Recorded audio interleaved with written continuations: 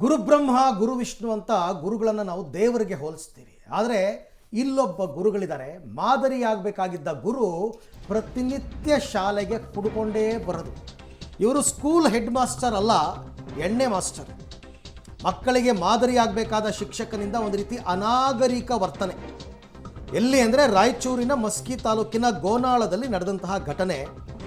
Full ಟೈಟಾಗಿ ಶಾಲೆಗೆ ಬಂದಿದ್ದಾರೆ ಹೆಡ್ ಮಾಸ್ಟರ್ ನಿಂಗಪ್ಪ. ಇದೊಂದು ಹೈಲೈಟ್ ಆಗಿದೆ. ಬಟ್ ಈ ಥರದ್ದು ಹಳ್ಳಿಗಳಲ್ಲಿ ತುಂಬ ನೋಡಿದ್ದೀವಿ, ತುಂಬ ಇದೆ ಈ ಥರದ್ದು. ಅಡುಗೆ ಕೋಣೆ ಬಾಗಿಲಲ್ಲೇ ನಶೆಯಲ್ಲಿ ಮಲಗಿಬಿಟ್ಟಿದ್ದಾರಂತೆ. ಗೋನಾಳ ಗ್ರಾಮದ ಸರ್ಕಾರಿ ಕಿರಿಯ ಪ್ರಾಥಮಿಕ ಶಾಲೆ ಮುಖ್ಯೋಪಾಧ್ಯಾಯ ನಿಂಗಪ್ಪ ವಿರುದ್ಧ ಕ್ರಮಕ್ಕೆ ಗ್ರಾಮಸ್ಥರು ಆಗ್ರಹ. ನೋಡಿ, ಇವರು ಟೀಚರ್. ಈ ಬಗ್ಗೆ ಮತ್ತಷ್ಟು ಮಾಹಿತಿ ನನ್ನ ಕೊಲೀಗ್ ವಿಜಯ್ ಜಾಗಟ್ಗಲ್ ಅವರಿಂದ ಪಡೆಯೋಣ. ವಿಜಯ್, ಇದು ನನ್ನ ಪ್ರಕಾರ ಮೊದಲ ಇನ್ಸಿಡೆಂಟ್ ಏನಲ್ಲ ಈ ಸ್ಕೂಲ್ನಲ್ಲಿ. ಐ ಥಿಂಕ್ ಇದು ತುಂಬ ರಿಪೀಟ್ ಆಗಿದೆ ಅಂತ ಅನ್ಸುತ್ತೆ. ಬಟ್ ಶಿಕ್ಷಣ ಇಲಾಖೆ ಏನು ಕ್ರಮ ತಗೊಂಡಿಲ್ವಾ ಇವ್ರ ವಿರುದ್ಧ ಇಲ್ಲಿ ತನಕ? ಖಂಡಿತ ಅರವಿಂದ್, ನಿಮ್ಮ ಊಹೆ 100% ನಿಜ. ಯಾಕೆಂತ ಹೇಳಿದ್ರೆ ಇವರು ಸುಮಾರು 10 ರಿಂದ 12 ವರ್ಷದಿಂದ ಇದೇ ಶಾಲೆಯಲ್ಲಿ ಪಾಠ ಮಾಡ್ತಿರ್ತಕ್ಕಂಥ ಶಿಕ್ಷಕ ಇವರು.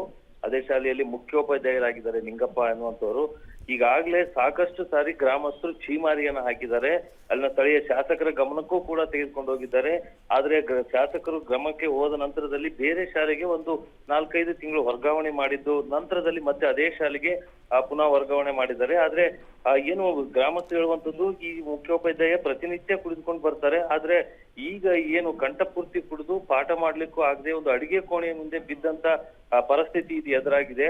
ನಿಜಕ್ಕೂ ಕೂಡ ಏನು ಮೊದಲು ಆ ಶಾಲೆಯಲ್ಲಿ 80ಕ್ಕೂ ಹೆಚ್ಚು ವಿದ್ಯಾರ್ಥಿಗಳಿದ್ರು. ಆದ್ರೆ ಈ ಮುಖ್ಯೋಪಾಧ್ಯಾಯನಿಂದಾಗಿ ಈಗ ಕೇವಲ 26 ರಿಂದ 30 ವಿದ್ಯಾರ್ಥಿಗಳು ಮಾತ್ರ ಶಾಲೆಯಲ್ಲಿ ಓದ್ತಿರುವಂತ ಪರಿಸ್ಥಿತಿ. ಯಾಕಂದ್ರೆ ಗ್ರಾಮೀಣ ಭಾಗದಲ್ಲಿ ಆ ಶಿಕ್ಷಣದ ಸಮಸ್ಯೆಗಳು ಸಾಕಷ್ಟು ಇದ್ದಾಗ ಈ ಶಿಕ್ಷಕರ ಕೊರತೆ ನಡುವೆ ಇಂತಹ ಶಿಕ್ಷಕರಿಂದ ನಿಜಕ್ಕೂ ಕೂಡ ಶೈಕ್ಷಣಿಕ ಗುಣಮಟ್ಟ ಕುಸಿತ ಆಗುತ್ತೆ ಅನ್ನುವಂಥದ್ದು. ನಿನ್ನೆ ಏನು ಇಬ್ಬರು ಶಿಕ್ಷಕರು ಈ ಶಾಲೆಯಲ್ಲಿ ಇರುವಂತದ್ದು. ಒಬ್ಬ ಶಿಕ್ಷಕ ಕಂಠಪೂರ್ತಿ ಕುಡಿದು ಮಲಗಿದ್ರೆ, ಇನ್ನೊಬ್ಬ ಏನು ಗೌರವ ಶಿಕ್ಷಕರಿದ್ರು ಅವರು ಕೂಡ ಶಾಲೆಗೆ ಗೈರಾಗಿದ್ರು. ಹೀಗಾಗಿ ಶಾಲೆ ಸಂಪೂರ್ಣವಾಗಿ ಬಂದಾದಂತ ಪರಿಸ್ಥಿತಿ ಇದೆ. ಕೂಡಲೇ ಶಿಕ್ಷಣ ಇಲಾಖೆ ಎಚ್ಚೆತ್ತು ಕ್ರಮ ತೆಗೆದುಕೊಳ್ಬೇಕಾದಂತ ಅಗತ್ಯತೆ ಇದೆ. ಅರವಿಂದ್, ಥ್ಯಾಂಕ್ ಯು ವಿಜಯ್, ತಮ್ಮೆಲ್ಲ ಮಾಹಿತಿಗೆ ಧನ್ಯವಾದ.